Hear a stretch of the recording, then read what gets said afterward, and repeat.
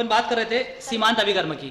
ठीक है भाई, देखो जैसी कोई अभिक्रिया हो रही है, कोई भी अभिक्रिया होती है तो उसमें आपके होते हैं अभिकारक और उत्पाद होते हैं। ठीक है, तो हम यहाँ पे सिर्फ अभिकारक की बात करने वाले हैं। ठीक है, तो जैसे अभी यहाँ पे अपन ने लिया था H2 और O2 मिला के आपने H2O बनाया था। ठीक है, तो दोनों में से जो जल्दी खत्म हो जाएगा वो सीमांत अभिकर्मक कहलाएगा।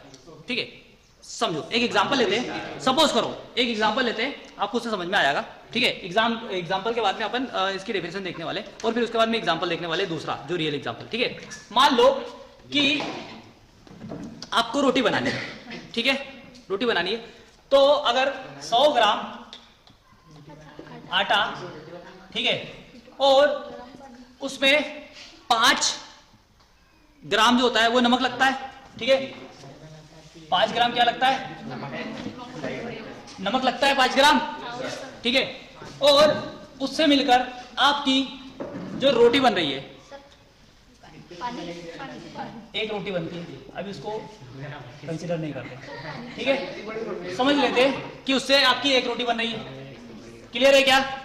ठीक है, फिर से 100 ग्राम अगर आटा है और 5 ग्राम नमक ले रहे हो, उससे एक रोटी बन रही है आपकी। ठीक है, तो अगर मैं बोलता हूं कि आपको मैंने दे दिया भैया 500 ग्राम आटा, ठीक है, 500 ग्राम आटा दे दिया है और आपको जो नमक दे दिया है वो दे दिया है 15 ग्राम। ठीक है, अब बताओ कि इन दोनों में, क्योंकि इन दोनों की अभिक्रिया होकर कोई रिजल्ट बन रहा है, उत्पाद बन रहा है, तो इन दोनों में कौन जल्दी खत्म हो जाएगा? नमक। अब देखो कैसे, क्योंकि हम यहाँ पे 100 ग्राम पे 5 ग्राम आपका नमक ले रहे हैं। ठीक है, तो दूसरी रोटी के लिए क्या हो जाएगा? 200 ग्राम आटा हो जाएगा।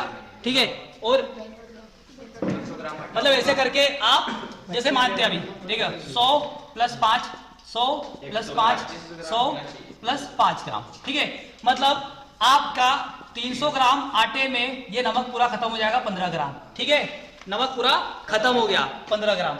अभी भी आपके पास आटा 200 ग्राम बाकी है। क्लियर है क्या?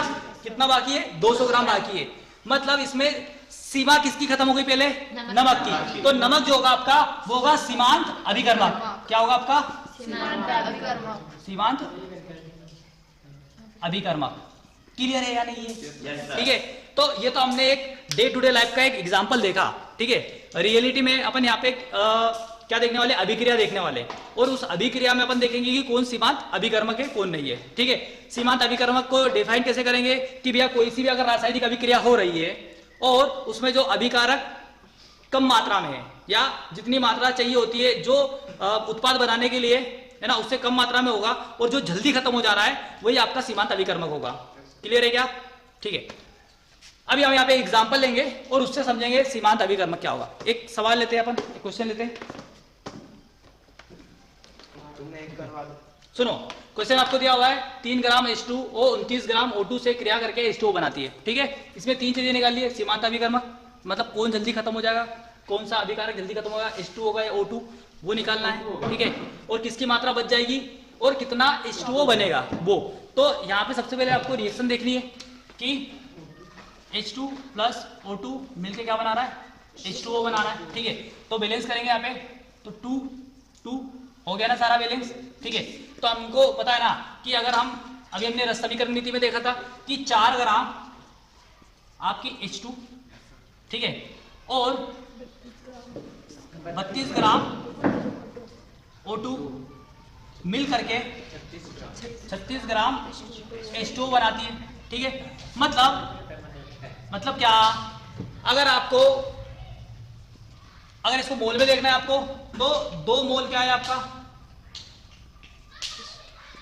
2 मोल H2 और 1 मोल आपका O2, ठीक है, मिलकर 2 मोल H2O बनाता है। ठीक है, मतलब आपको कितनी मात्रा चाहिए?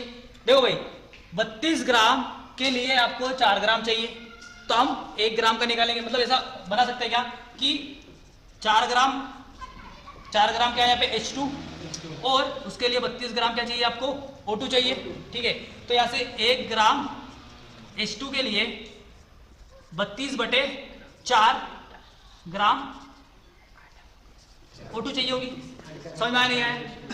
मतलब इसको और आगे अपन देखते हैं तो 4 कर सकता है, 4 बटू 32 हो जाएगा। तो 1 ग्राम H2 के लिए आपको जरूरत पड़ती है 8 ग्राम O2। क्लियर है क्या अभी? तो 1 ग्राम H2 के लिए जरूरत पड़ती है 8 ग्राम O2 की। तो यहाँ पे 3 ग्राम H2 के लिए कितनी जरूरत पड़ेगी? तो सुनो, इधर 3 ग्राम H2 के लिए जरूरत पड़ेगी, इधर भी 3 का गुना हो जाएगा, 24 ग्राम, 8 3 24, तो 24 ग्राम आपको O2 की जरूरत पड़ेगी। ठीक है, तो भैया यहाँ पे आपका 3 ग्राम तो खत्म हो गया और 24 ग्राम आप O2 यूज कर लोगे, अभी भी O2 आपके पास बची हुई है। क्लियर है? तो यहाँ से समझ में आ रहा है कि कौन पहले खत्म होगा? H2 खत्म होगा ना। तो सीमांत अभिकर्मक कौन है यहाँ पे? H2 है। अरे समझ में आ रहा है, नहीं आ रहा है? ठीक है, तो सीमांत अभिकर्मक कौन हो गया आपका? H2, क्योंकि अभी O2 अभी भी बचा हुआ है ना भाई, 29 ग्राम टोटल है, 24 ग्राम ही यूज हो रहा है ना भाई, तो यहाँ पे O2 की मात्रा अभी भी बची हुई है। दूसरा कि यहाँ पे शेष बचा हुआ अभिकारक की मात्रा, तो भैया यहाँ पे O2 कितना बचा है? 2। एक्चुअली में भी ये बात करते हैं अपन कि यहाँ पे बना कितना है। दूसरा है आपका H2O की कितनी मात्रा निर्मित होगी। ठीक है, तो टोटल मिलके कितना होगा भैया द्रव्यमान? 3 ग्राम ये और 24 ग्राम ये, ठीक है 27 ग्राम। तो पहले का तो आंसर ये आ गया आपका। ठीक है, सीमांत अभिकर्मक कौन है? सीमांत अभिकर्मक, और जबकि 5 ऑक्सीजन बाकी H2 है। रहेगी। ठीक है, पहले वाले का। दूसरा 5 कि ऑक्सीजन बाकी रहेगी। H2O की मात्रा, तो टोटल कितना है H2O बन रहा है भैया? 3 ग्राम H2 है प्लस कितना 24 ग्राम O2 है। ठीक है, तो टोटल 27 ग्राम H2O बन रहा है। ठीक है ना, H2O की मात्रा कितनी हो जाएगी? 27 ग्राम बन रही है। ठीक है, अब तीसरा कि शेष बचा अभिकारक या जिसकी जो अभिक्रिया में भाग ही नहीं ले रहा है भाई, ये तो बचा हुआ रह जाएगा ना। तो तीसरा क्या है? शेष बचा।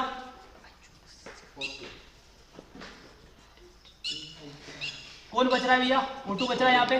तो कितना, सुनो टोटल कितना है यहाँ पे? 29 ग्राम। उसमें से कितना यूज कर रहे हैं अपन? 24 ग्राम यूज कर रहे हैं। तो बचा हुआ कितना रहेगा यहाँ पे? 5 ग्राम। तो शेष बचा हुआ अभिकारक कितना है? 5 ग्राम। क्लियर है या नहीं है? ठीक है, आया समझ में? अरे आया? ठीक है, इसको अनाभिकृत भी बोल सकते हो, अभिक्रिया में भाग ही नहीं लिया है। तो ये 5 ग्राम क्या होगा?